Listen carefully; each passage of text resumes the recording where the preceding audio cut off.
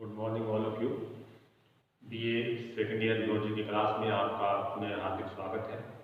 हम पिछले व्याख्यान में हमने देखा था कि सत्यता सारणी किस प्रकार से बनाते हैं और सत्यता सारणी बनाने के बाद में हम किस प्रकार से डिफाइन करेंगे कि यह वाक्य एक पुनरुक्ति है, ये वाक्य एक संभाव्य है या ये वाक्य एक व्याघात है। एक अन्य उदाहरण के द्वारा हम इसको समझने का प्रयास करते हैं। वाक्य है P implication R where C, ये वाक्य है।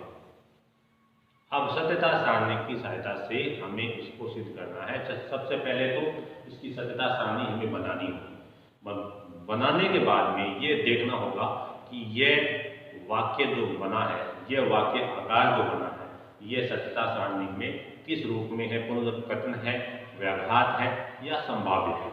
तो सबसे पहले कि इसमें पंक्तियां कितनी बनेगी, तो पंक्तियों का वही रूल कि जितने चर आए हैं उनको 2 से मल्टीप्लाई करना है आपको। तो देखिए P R C 3 चर इसमें आए हैं। इसका मतलब ये हुआ कि 2 की पावर n है, तो इसका मतलब ये हुआ कि 2 इंटू 2 स्वतंत्र चर कितने 3 है, तो ये 2 की पावर 3 यानी 2 इंटू 2 इंटू 2 बराबर 2 4 8, यानी पंक्तियां बनेगी 8। पंक्तियां इसकी 8।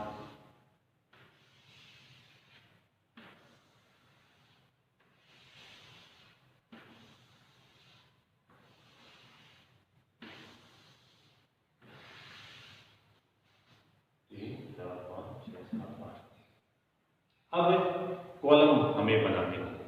तो कॉलम का कोई रूल नहीं है। जितने आपके उस वाक्य में चर आए हैं या जितने कॉलम बन सकते हैं, आपको उतने कॉलम बनाने होंगे। कॉलम का कोई रूल नहीं है। तो सबसे पहले अपने कॉलम बनाते हैं। तो कॉलम में सबसे पहले चरों को लिखते हैं। तो इसमें सब कौन से P R और C है।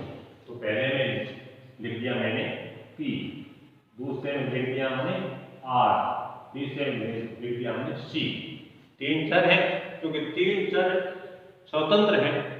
इन 3 चरों के आधार पर ही 8 पंक्तियां बनी हैं। इसलिए सबसे पहले उन 3 चरों का अपने उल्लेख करते हैं। एक में है P, एक में R, एक में C। अब ये वाला वाक्य जो है, ये सारे का सारा वाक्य हम यहां लिख देते हैं।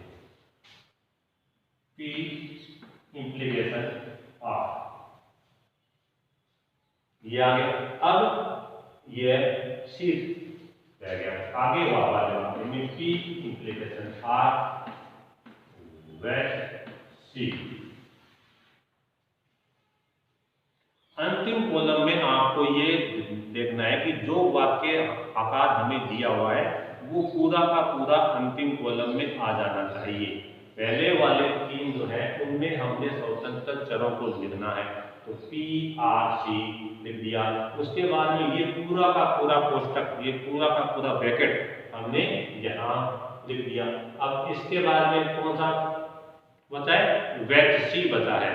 तो इस पूरे वाले वाक्य को हमने यहाँ लिख दिया। देखो ये वाला वाक्य और ये वाला वाक्य, इसमें कोई अंतर नहीं है। P implication R where C, P implication R where C, ये वाला वाक्य हमने लिख दिया यहाँ।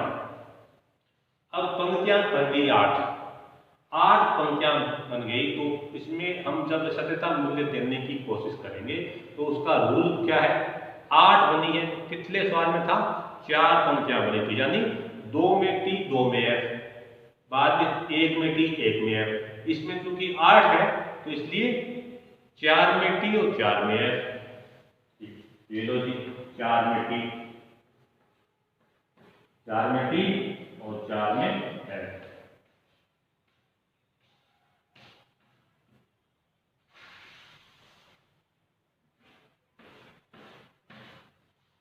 चार में T हो गया और 4 में F हो गया। अब आगे वाला जो कॉलम आएगा इसमें इसका आधा कर देंगे। 4 में टी 4 में एफ, अब 2 में टी 2 में एफ, 2 में टी 2 में एफ, 2 में टी 2 में एफ। अब आगे वाली जो लाइन आएगी इसमें इसका आधा कर देंगे। इसमें था 2 में टी 2 में एफ, 2 में टी 2 में एफ, इसमें 1 में टी 1 में एफ, 1 में टी 1 में एफ, 1 में T F, T F, T F, T F. यानी ये मैंने पिछले सवाल में भी आपको बतलाया था कि अंतिम जो आई, आपका सवाल सही जा रहा है, इसको आप इससे देख सकते हैं कि अंतिम जो आप पंक्तियां लिखने जा रहे हो जिसमें आप मूल्यों को टी और एफ मूल्य कह रहे हो, उसमें देखना है आपको कि ये 1 में टी 1 में एफ, 1 में टी 1 में एफ, ये वाली लाइन इसमें आ रही है या नहीं। हमने पिछले सवाल में देखा था कि 4 मूल्य हमने शुरू में दिए, 2 में टी 2 में एफ, लेकिन आगे में दूसरी लाइन में 1 में टी और 1 में एफ। उसी प्रकार इसमें क्योंकि पंक्तियां 8 हैं, इसलिए हमने पहले में आधे में टी आधे में एफ, यानी 4 में टी 4 में एफ, दूसरी लाइन में 2 में टी 2 में एफ, और तीसरी में 1 में टी और 1 में एफ, 1 में टी और 1 में एफ। ये हमने दे दिया। अब हमें इस वाक्य आकार को मूल्य देना है। किसको देखना है हमें कि यहाँ चर कौन कौन से हैं, पी और आर, पी और आर, तो हमें केवल पी और आर को देखना है, पी और आर, पी और आर बीच में चिन्ह कौन सा है, इंप्लीकेशन का, तो पी और आर बीच में है इंप्लीकेशन, यानी इन दोनों मूल्यों के बीच में इंप्लीकेशन के चिन्ह से हमें ये वाली लाइन याद करनी है। तो हम ये जानते हैं कि P और R, P इंप्लीकेशन R में TF होने पर ही F होता है। तो देखो इसमें TF कौन से में, इसमें है TF, तो यहाँ लिख दो F, इसमें है TF, यहाँ लिख दो F। P इंप्लीकेशन R में पहले वाला वाक्य T हो और बाद वाला वाक्य F हो, पहले वाला T बाद वाला F, पहले वाला T बाद वाला F, तो हम F मूल्य लिख देते हैं। हमने दोनों में ही F मूल्य लिख दिया, क्योंकि इसमें पहला T है दूसरा F है, पहला T है दूसरा F है, इसलिए हमने यहाँ पर F मूल्य लिख दिया। और बाकी जो भी वाक्य कॉलम खाली बच गया उसमें हम T भर देते हैं, ये भर देते। अब हम आगे बढ़ते हैं। P इंप्लीकेशन R, यानी ये वाली लाइन हमें देखनी है, और वेज C।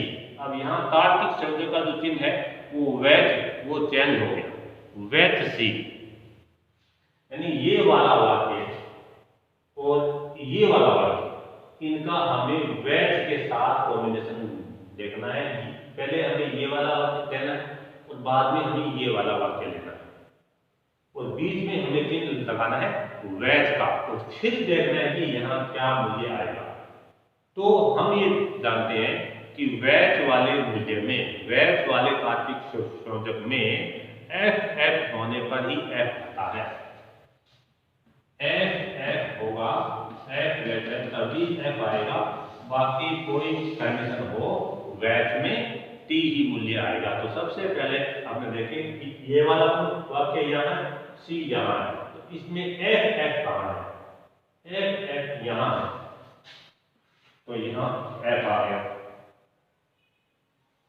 केवल एक ही कंडीशन ऐसी है जहां दोनों मूल्य F है, और वेज में F होने पर F आता है, तो F होने पर हमने F लिख दिया। बाकी कोई भी स्थिति हो उसमें मूल्य T ही आता है, तो यहाँ हमने T लिखा। ये हमारा अंतिम लाइन हमारी आ गई। अब हमें इसको देख के यह लिखना है कि यह पुनरुक्ति है, संभाव्य है या व्याघात है। तो इसमें क्योंकि दोनों मूल्यों की एंट्री हुई है, दोनों मूल्य इसमें साथ साथ आए हैं, T भी आया है, F भी आया है, इसलिए यह वाक्य एक आपातिक या संभाव्य वाक्य आकार है। धन्यवाद।